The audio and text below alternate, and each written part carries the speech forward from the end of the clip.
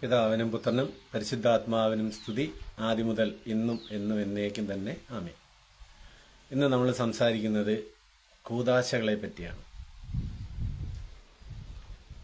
എന്താണ് കൂദാശകൾ?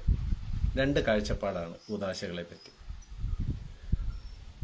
പാശ്ചാത്യ കാഴ്ചപ്പാട്, അതായത് പാശ്ചാത്യ കാഴ്ചപ്പാടെന്ന് പറയുമ്പോൾ കത്തോലിക്ക സഭയുമായി കൂട്ടായ്മയിൽ നിൽക്കുന്ന സഭകളും 24 വ്യക്തിഗത സഭകളും ചേർന്ന ആ കൂട്ടായ്മയാണ് ഞാനിവിടെ പാശ്ചാത്യ സഭ എന്നതുകൊണ്ട് ഉദ്ദേശിക്കുന്നത്. അപ്പോൾ അവരുടെ കൂദാശ എന്ന് പറഞ്ഞാൽ അതിൻ്റെ നിർവചനം അദൃശ്യമായ കൃപാവരത്തെ പ്രദാനം ചെയ്യുന്ന ദൃശ്യമായ കർമ്മത്തെയാണ് കൂദാശകൾ എന്ന് പറയുന്നത്.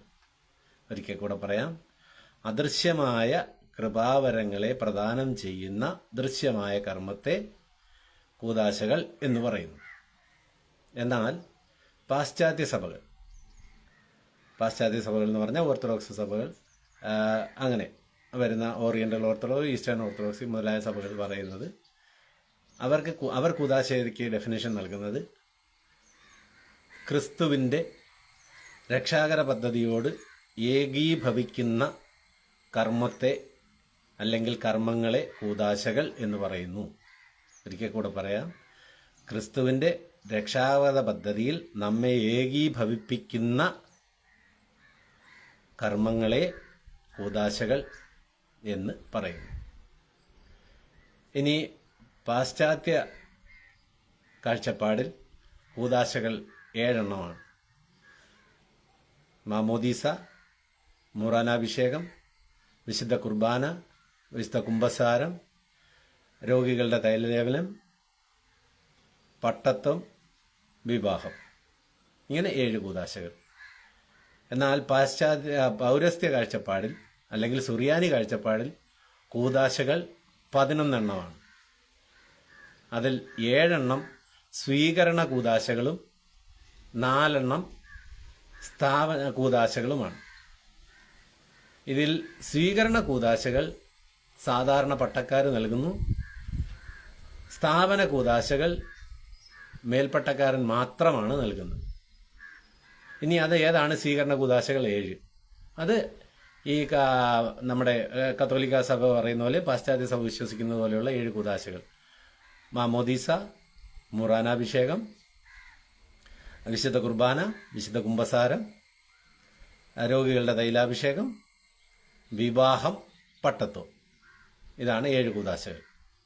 ഇനി സ്ഥാപന കൂദാശകൾ എന്ന് പറയുന്ന ഗണത്തിൽപ്പെടുന്നതാണ് മൂറാൻ കൂദാശ, തൈലങ്ങളുടെ കൂദാശ, പള്ളി കൂദാശ, തബലീത്ത കൂദാശ, ഇങ്ങനെ 4 കൂദാശകൾ. ഇനി ഇതിനകത്ത് 2ലും പെടുന്നതാണ് മൂറോൻ കൂദാശയും പട്ടത്വ കൂദാശയും. ഇത് രണ്ടും സ്ഥാപന കൂദാശകളിലും പെടുന്നതാണ്, സ്വീകരണ കൂദാശകളിലും പെടുന്നതാണ്. ഇനി മാമോദീസ, മൂറാനാഭിഷേകം, അതുപോലെ വിശുദ്ധ കുർബാന, ഇത് 3 പ്രാദേശിക കൂദാശകൾ എന്ന് പറയുന്നു. ഇത് 3 ഒരുമിച്ചാണ് ഒരർത്ഥിക്ക് നൽകുന്നത്. മാമോദീസ, മൂറാനാഭിഷേകം, വിശുദ്ധ കുർബാന, ഇത് 3 ഒരുമിച്ചാണ് നൽകുന്നത്. ഇനി ഒരിക്കൽ മാത്രം സ്വീകരിക്കാവുന്ന കൂദാശകളാണ് മാമോദീസ, മൂറാനാഭിഷേകം, പട്ടത്വം എന്നുള്ളത്. എന്തുകൊണ്ടെന്നാൽ ഈ 3 കൂദാശകളും ആത്മാവിൽ മുദ്രയിടപ്പെടുന്ന കൂദാശകളാണ്. അതുകൊണ്ട് ഇത് രണ്ടാമത് സ്വീകരിക്കാൻ പാടില്ല, നൽകുന്നില്ല. അതാണ് അതിൻ്റെ കാര്യം. കാരണം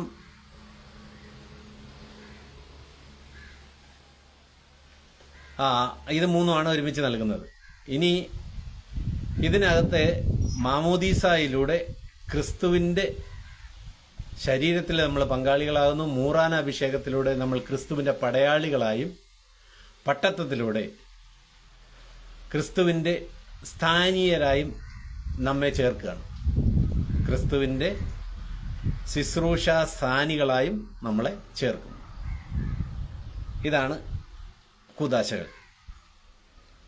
ഇനി കൂദാശകളെ നമ്മുടെ സുറിയാനി സഭയുടെ ചിന്താധാര പ്രകാരം കൂദാശകൾക്ക് മറ്റൊരു പ്രത്യേകതയുണ്ട്.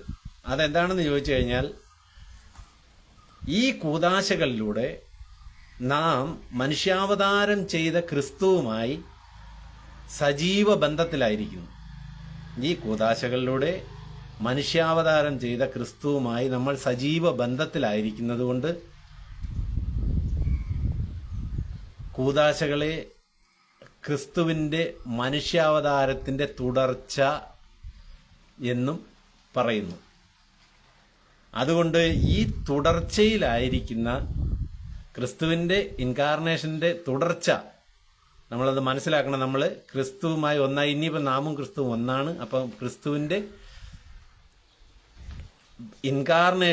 ഇൻകാർണേഷൻ്റെ തുടർച്ചയായിരിക്കുന്ന നമ്മൾ ഈ തുടർച്ചയിൽ നിന്ന് മാറി നമ്മൾ വഴിതെറ്റി പോകരുത്. അതുകൊണ്ട് എപ്പോഴും നമ്മൾ ഈ കൂദാശകൾ സ്വീകരിക്കുക. ആ കൂദാശകളിലൂടെ നമുക്ക് ലഭിക്കുന്ന വരപ്രസാദങ്ങളെയും നമ്മൾ സ്വീകരിക്കുന്നത് നല്ലതാണ്. അതുപോലെ തന്നെ 2 കൂദാശകൾ, അതായത് മാമോദീസായും വിശുദ്ധ കുമ്പസാരവും ആത്മാവിൽ മരിച്ചവർക്ക് വേണ്ടിയിട്ടുള്ളതാണ്. ആത്മാവിൽ മരിച്ചവർക്ക് വേണ്ടിയിട്ടുള്ളതാണ് 2 കൂദാശകൾ. അതാണ് വിശുദ്ധ കുമ്പസാരവും മാമോദീസായും. ബാക്കിയുള്ളവ ആത്മാവിൽ ജനിച്ചവർക്ക് വേണ്ടിയിട്ടുള്ളതാണ് പിന്നീടുള്ള 5 കൂദാശകൾ. അങ്ങനെ മൊത്തം നമുക്ക് 7 കൂദാശകൾ. Thank you.